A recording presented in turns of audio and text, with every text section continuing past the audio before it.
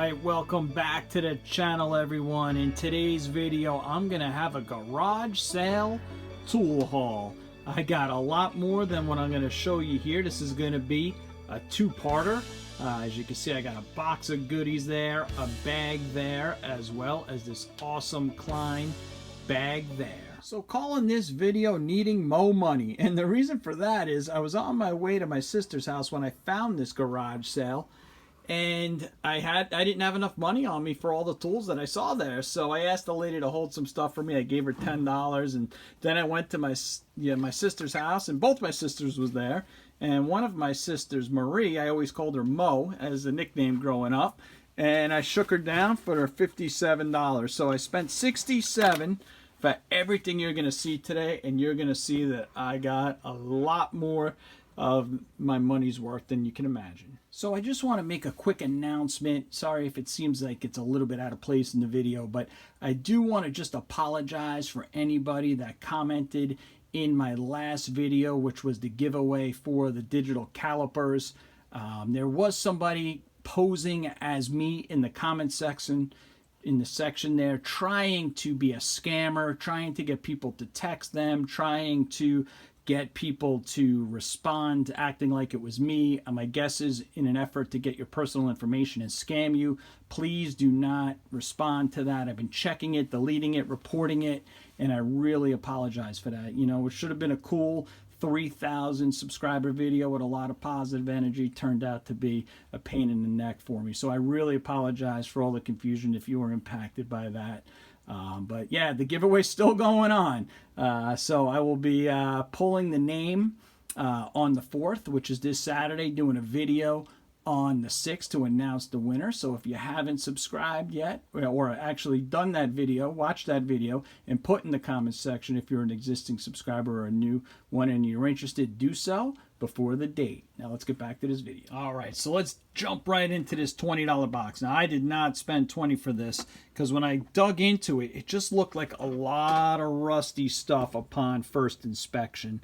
And you know, they wanted $20. I did see this really nice aluminum rigid pipe vise on the top, so I said, you know what, I'd be comfortable at $10, and they took my offer, knowing that this is worth a lot more than, you know, at least at $10 used. I think you can still buy these new. They're about 45 bucks new. Man, that's nice. Always wanted one of these aluminum pipe wrenches. Now this one is on the smaller size. It's only the 12-inch one, but this will just clean up so easy to paint on. It's like new. You just hit that right there with the fiber wheel or the wire wheel, a little bit of cleaning up, and this will go right back into service. So this basically paid for this whole box. Now let's see what else is in it that, you know, is kind of gravy. So let's lay it out. All right, so I went through this and I left a lot of stuff still in the box because it was just pure crap.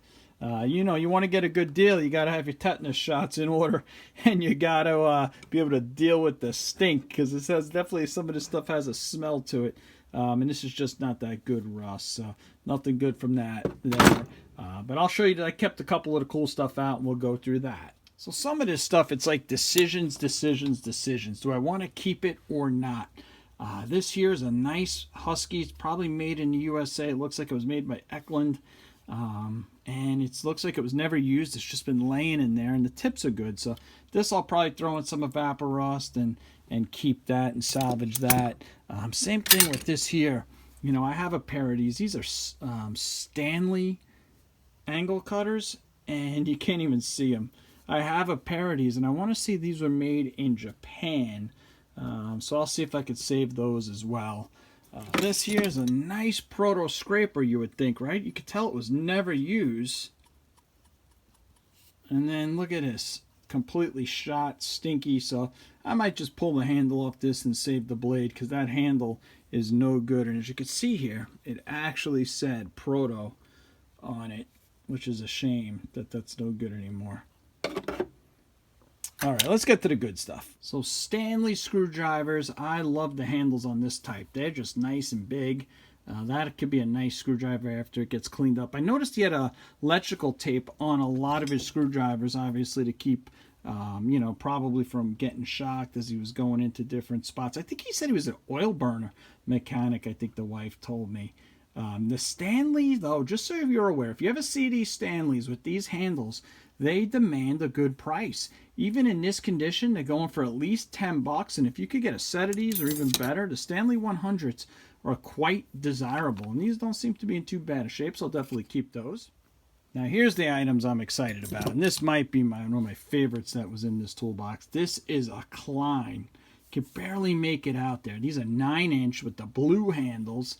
And these are that New England style linemen's, right? Kind of, they got that narrow, they got that rounded head to it, and these are just beauties. Look, teeth on them are great, and now those are just a beautiful pair of linesmen's with a little bit of cleanup to them. This here I couldn't make out. It doesn't have a name on it, but it looked just like my channel locks.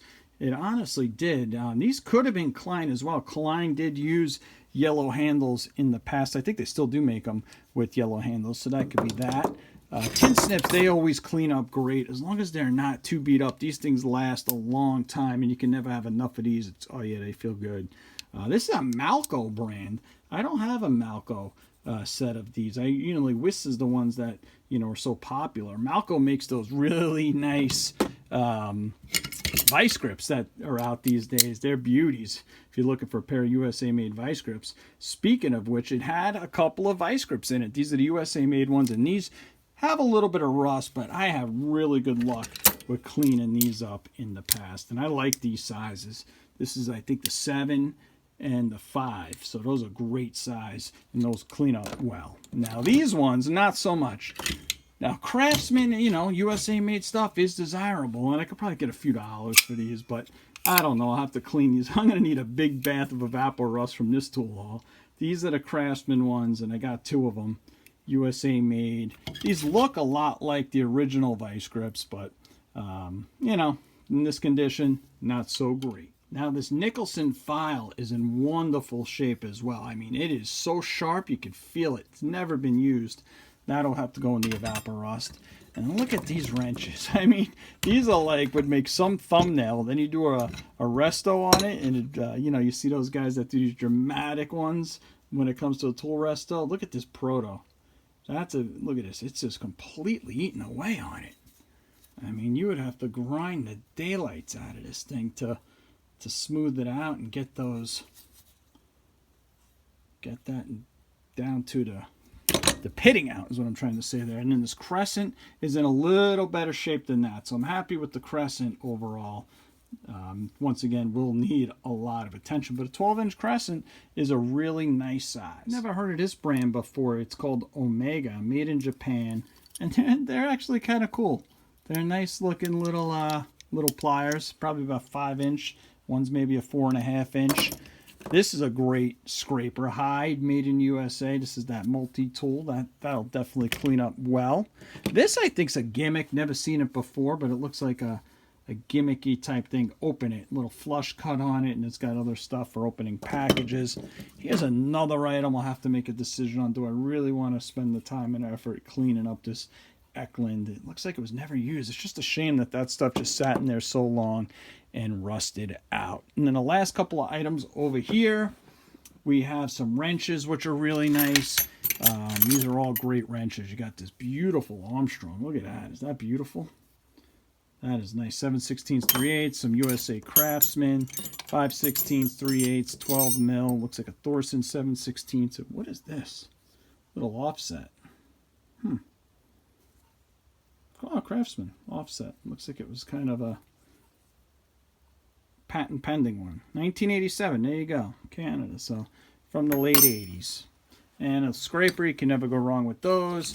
And we might save these. These are some really long Allen keys. So definitely think I got my 10 bucks out of that first bin just with that rigid, as well as all this other good stuff. And the rest, I think, is going to end up out in the trash. We'll see. So I was piling everything up over there that came out of the box that I'm going to end up keeping. And I came across this that was in there. And I looked it up. It's actually a part for an oil burner. And new old stock. They're getting about 30 bucks plus shipping for this. So who knows if somebody would just buy it from some random person on eBay. But hey, maybe there's an opportunity for me to get a couple bucks for that.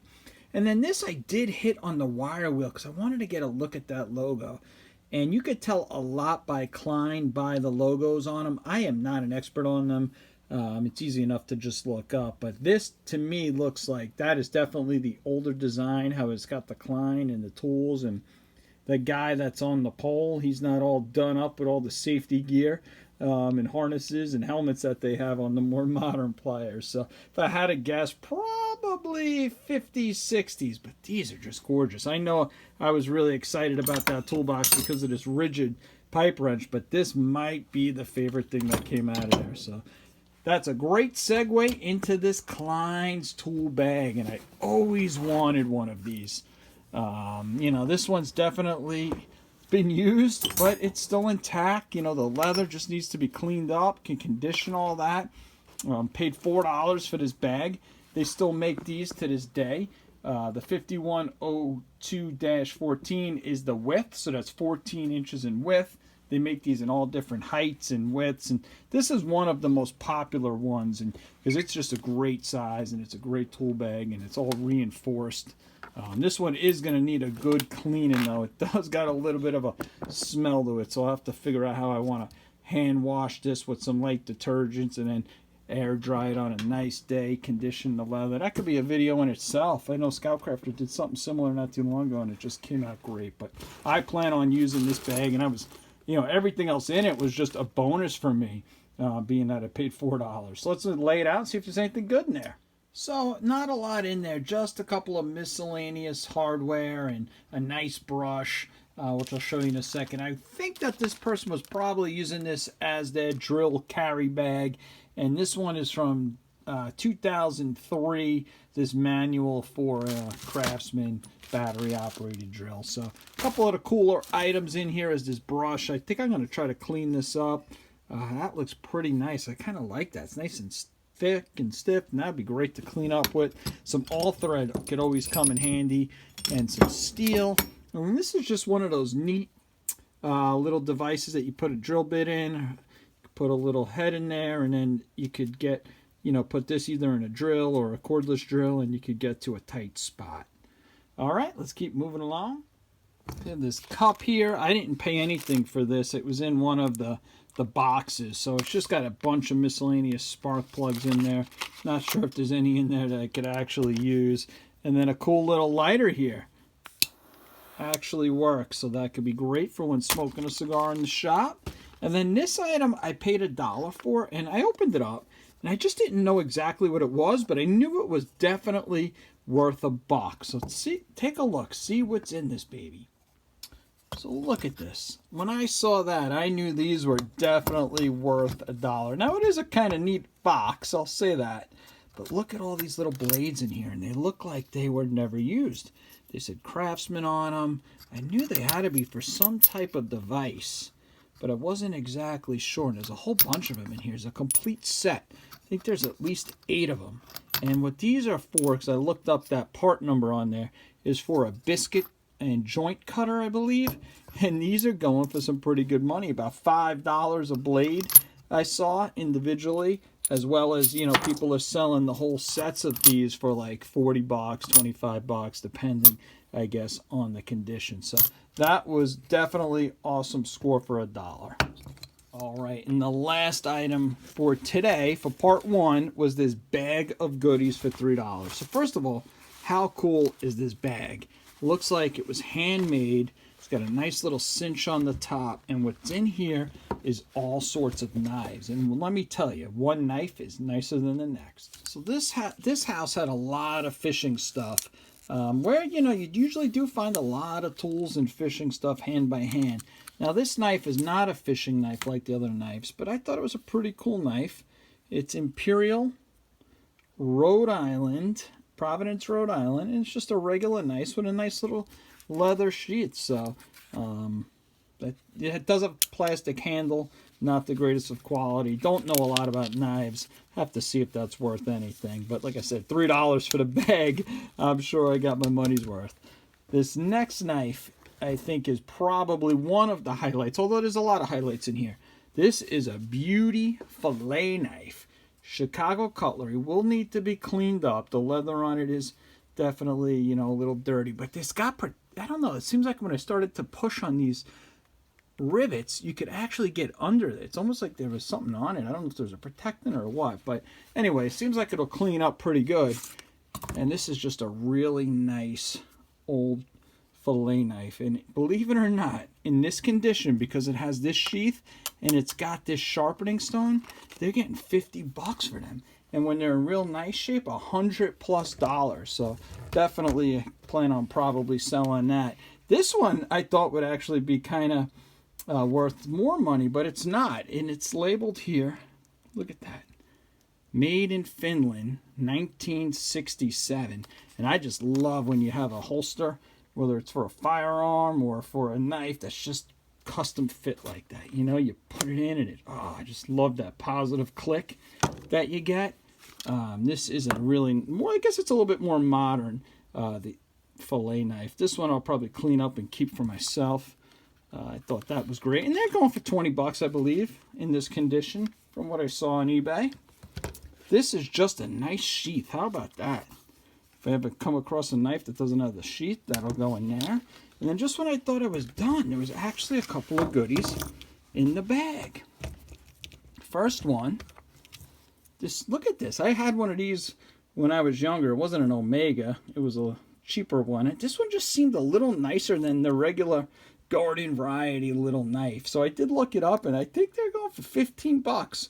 Made in Spain, and it's just a really good quality little cutter. It's not one of the ones you'd get at like a dollar store. So that was a nice little find. And then I lifted up this pocket knife, and there was just something about it. It felt good. Like it had weight to it. The scales on it, I haven't cleaned them up yet, but they just felt like, you know, nice and good quality. So I opened it up, took a look on the blade, and it's called a Robeson Sure Edge. And this will clean up quite nicely if I put this on the fiber wheel and polish out the handle. And I think I'm going to keep this one in this condition, going for about $50. So how do you beat all of these knives I got? And I got some beauties here and a nice bag to boot. Once that comes out, it'll wash for $3. All right, let's take one last look at everything. There are some really good deals here.